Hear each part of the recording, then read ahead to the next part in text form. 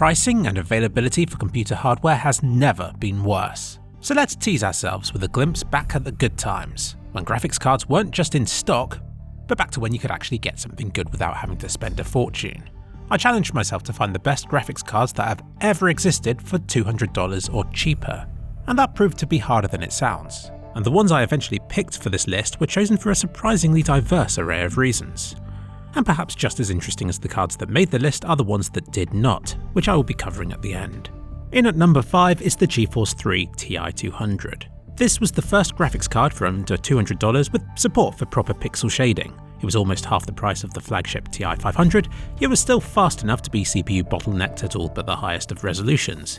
Any mid-range card that doesn't look bad compared with the high-end one is a win in my books, and that's why the Ti200 makes the list. I didn't have one of these, but my friend did, and watching Battlefield 1942 and Unreal Tournament 2003 running at highest settings was a joy to behold. The pixel shading support was important. Not only did it make water look super pretty, but it also future-proofed the card, allowing you to run games that other people couldn't. Just ask owners of the GeForce 4 MX series how they felt about being unable to run Splinter Cell. At number 4 is something completely different, the Ryzen 2200G. This isn't even a graphics card. This is an APU, meaning that it's a processor and graphics card combined, for just $100. And for that price, you get a processor that's worth $100 and a graphics card with performance worth $100. $200 worth of stuff for just $100. I've babbled endlessly about how great this thing is. It wasn't like it was insanely fast, but it made any other budget component pointless. Because the moment you had to buy a graphics card that's faster than this, the price you were paying to build your PC more than doubled. In terms of performance, the 2200G wasn't anything special. You could run modern games at low resolutions and settings, and older games more easily. But it was the price that did it for me. Before this point, APU performance was so bad you couldn't justify using it to game. But this was the first processor to change all that, and honestly, for the price, what you can get for $100 hasn't improved that much since. There was the more expensive, slightly faster 2400G as well, but that missed the point because for that price it was having to compete against systems with faster graphics cards. The price point the 2200G was at had no such competition. Add to that how energy efficient and quiet this thing is, and it's something that I think every PC owner could find a use for. I have one in the other room for use as an emergency extra LAN PC.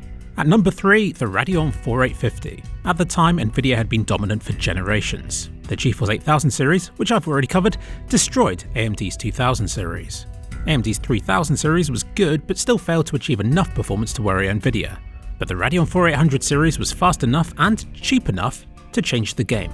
The bigger Radeon 4870 was a $300 monster that battled Nvidia's flagship.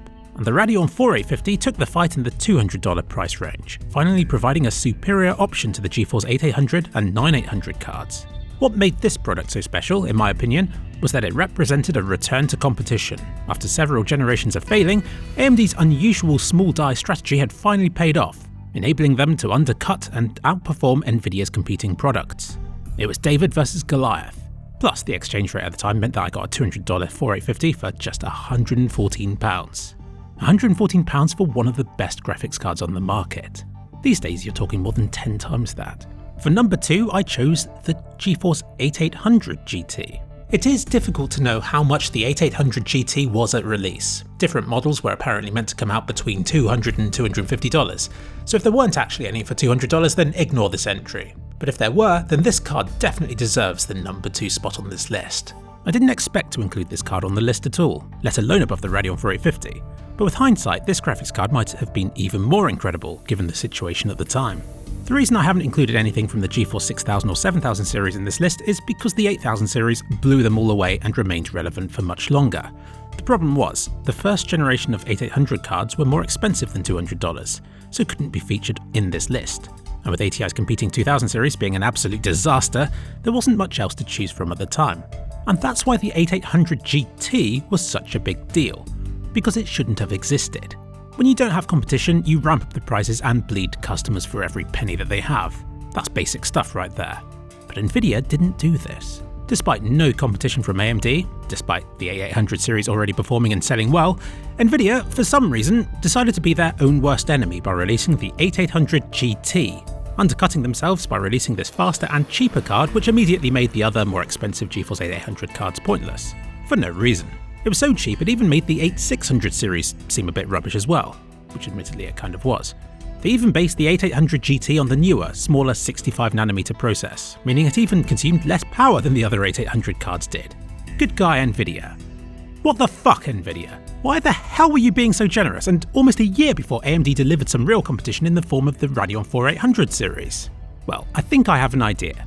The Radeon 3870 came out just 2 weeks after the 8800 GT did, and Nvidia were presumably expecting fierce competition. But the 3870 ended up being slower and a bit more power hungry than Nvidia's cards were.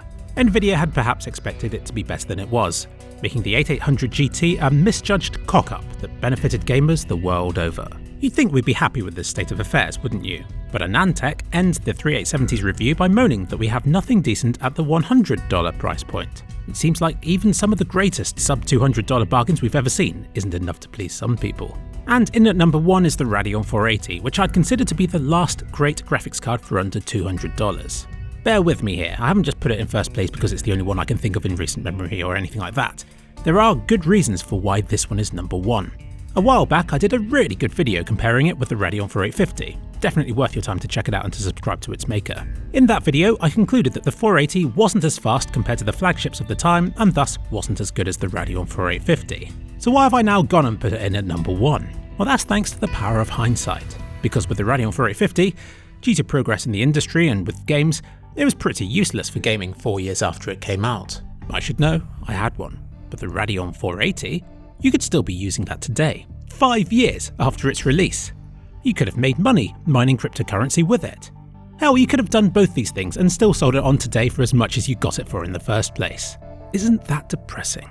Using hindsight, you could have bought a Radeon 290 or GeForce 970 even earlier and still had the same performance for all this time. Or, had you known how dire the graphics card market would become, you might even have justified a GeForce 1080 or 1080 Ti instead. But that's not what this video is about. In terms of $200 graphics cards, the Radeon 480 is, I believe, the greatest card of all time. And I'll end this video with honourable mentions, because if I don't mention these somewhere, then somebody watching is going to complain that I didn't remember these or to make up some other blatant lie. The Radeon X700 and GeForce 6600, 7600 and 9600 all deserve honourable mentions for being actual decent mid-range cards. Knowing the cards which came after these though, it's easy to rule them out as being not the best times to buy. Plus they are often recommended for multi-card systems when we know now that it wasn't really worth doing that for the frame times.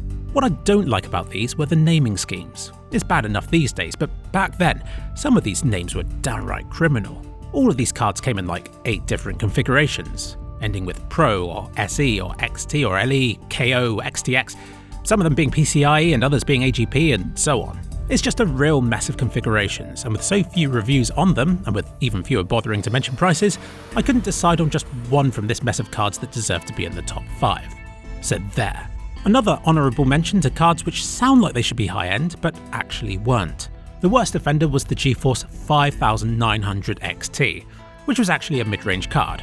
AMD used XT to represent their best products, so Nvidia decided to use it to represent their slowest ones.